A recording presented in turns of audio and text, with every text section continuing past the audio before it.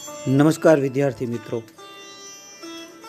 ધોરણ 11ના ભૂગોળ વિષય અંતર્ગત આજના ઓનલાઈન લર્નિંગના એકમમાં હું ભગવાન મેર આપ સૌનું સ્વાગત કરું છું. આજે આપણે ભૂગોળ શું છે એટલે કે ભૂગોળનો અર્થ એ મુદ્દા વિશે વિસ્તારથી વાત કરીશું. આ પૃથ્વી મનુષ્ય ઉપરાંત સમગ્ર જીવ સૃષ્ટિનું નિવાસ સ્થાન છે. માત્ર ને માત્ર આ પૃથ્વી ઉપર એકલો મનુષ્ય રહેતો નથી. વિશાળ જગ વિસ્તારમાં પશુ છે, પંખી છે, પર્વતો છે, મહાસાગરો છે. તો આ પૃથ્વી મનુષ્ય ઉપરાંત સમગ્ર જીવ સૃષ્ટિનું નિવાસ સ્થાન છે. પૃથ્વીનું ભૌતિક સ્વરૂપ સર્વત્ર સમાન નથી. પૃથ્વી ઉપર પર્વતો, ઉચ્ચ પ્રદેશો, મેદાનો, ખીણો, મહાસાગરો, સાગરો, નદીઓ, વિશાળ વનક્ષેત્રો અને વેરાન રણ પ્રદેશો આવેલા છે. પૃથ્વીના ભૌતિક તત્વોની વિવિધતાઓના કારણે સામાજિક, આર્થિક અને સાંસ્કૃતિક પર્યાવરણમાં ભિન્નતાઓનો જન્મ થયો છે. સાંસ્કૃતિક વિકાસની લાંબી યાત્રાના કારણે માનવ દ્વારા ગામડાઓ, શહેરો, બજારો, રેલ માર્ગો, સડક માર્ગો, ઔદ્યોગિક એકમો, બંદરો વગેરે અનેકવિધ સાંસ્કૃતિક વૈવિધ્યવાળું પર્યાવરણ નિર્માણ પામ્યું છે. કેટલાક પ્રદેશોમાં માનવી પ્રતિકૂળ ભૌગોલિક પરિસ્થિતિને આધીન બન્યો છે, તો કોઈ પ્રદેશોમાં તેણે પરિસ્થિતિને પોતાના પરિશ્રમ, બુદ્ધિ અને વૈજ્ઞાનિક સંશોધનોથી અનુકૂળ બનાવી છે. પૃથ્વી સપાટી ઉપર આવેલા ભૌતિક તત્વો અને માનવીય તત્વોની ભિન્નતાઓનો અભ્યાસ ભૂગોળ વિષયમાં થાય છે. ભૂગોળ માટે જિયોગ્રાફી શબ્દ સૌ પ્રથમ ઈસવીસન પૂર્વેની બીજી સદીમાં ગ્રીક ભૂગોળવિદ ઇરેટોસ્થીનીસે પ્રયોજ્યો હતો. લેટિન ભાષામાં જીઓનો અર્થ પૃથ્વી અને ગ્રાફિયા એટલે વર્ણન કરવું. તેથી ભૂગોળ એટલે પૃથ્વીનું વર્ણન કરનાર વિજ્ઞાન. જી હા મિત્રો, ભૂગોળની વ્યાખ્યા એવી છે કે ભૂગોળ એટલે પૃથ્વીનું વર્ણન કરનાર વિજ્ઞાન. ભૂગોળનો શાબ્દિક અર્થ પૃથ્વીનું વર્ણન એવો થાય છે. પૃથ્વી સપાટીનું પદ્ધતિસર વર્ણન કરતું વિજ્ઞાન એટલે ભૂગોળ.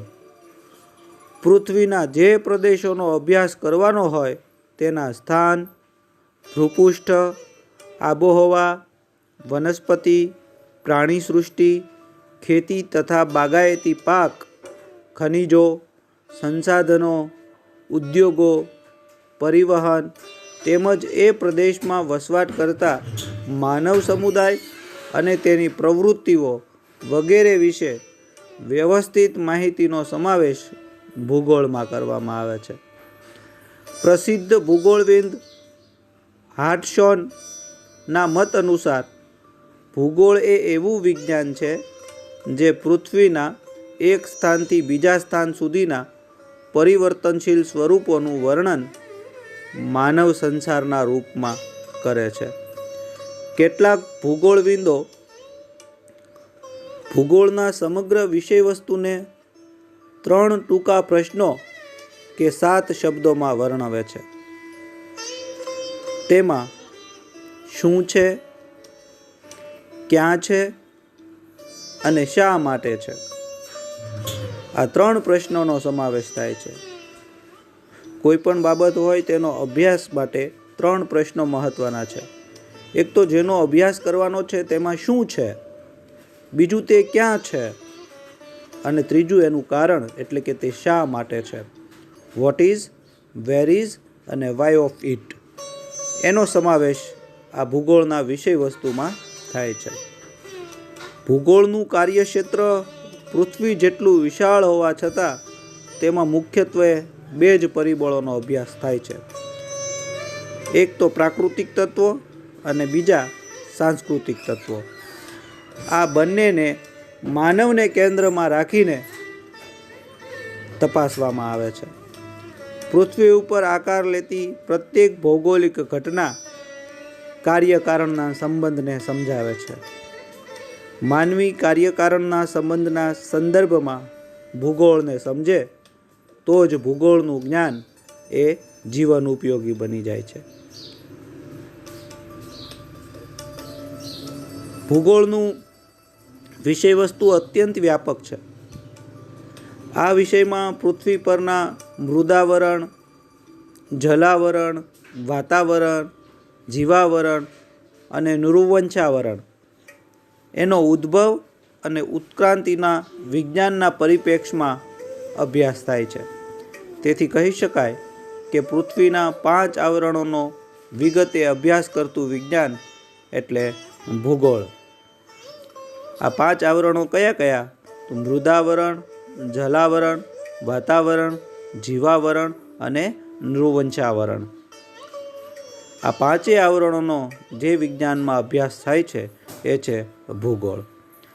પ્રાકૃતિક સંસાધનોનો માનવી બેફામ રીતે ઉપયોગ કરતો થયો, જેના કારણે ભિન્ન ભિન્ન પ્રકારના પ્રદૂષણો, પર્યાવરણીય સંકટો અને જૈવિક વિનાશ જેવી અનેક સમસ્યાઓના કારણો અને સમસ્યાનો ઉકેલ ભૂગોળનું વિશેષ વસ્તુ સ્પષ્ટ કરે છે.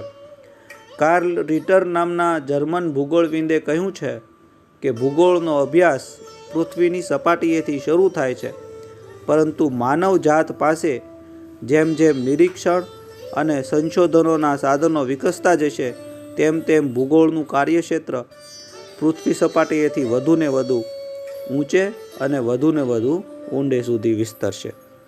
તો આ થયો ભૂગોળનો અર્થ અને એમના વિશેની સમજૂતી.